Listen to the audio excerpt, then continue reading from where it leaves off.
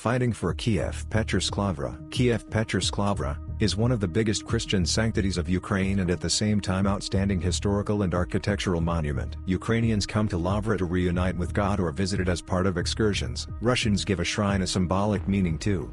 The fact is that Kiev-Pechersk Lavra was founded in 1051, almost 100 years earlier than Moscow. And in order to promote the thesis that Russians and Ukrainians are one people, it is important for Putin to count the history of his empire not from the date of the founding of Moscow or the Moscow Principality, but from the date of the founding of Kiev and Rus.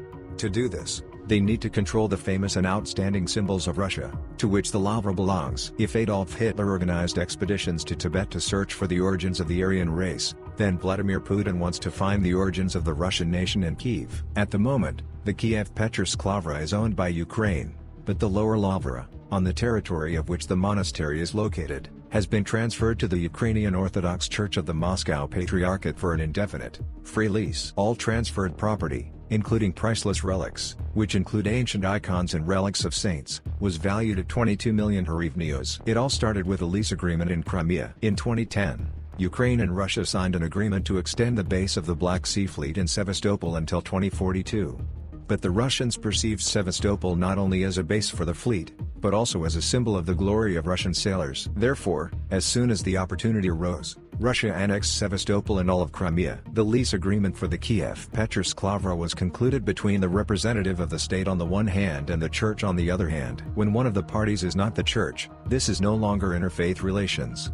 In this case, the decision to terminate the agreement may be taken by the Ukrainian state. Taking into account the fact that now in the case of the Kiev-Pechersk Lavra for Russia the same conditions have been created as in 2014 in the Crimea, the decision to terminate the agreement should be made as soon as possible. Clause 7 of the lease agreement provides for the release of the parties from fulfilling their obligations under the agreement in the event of force majeure circumstances, including war.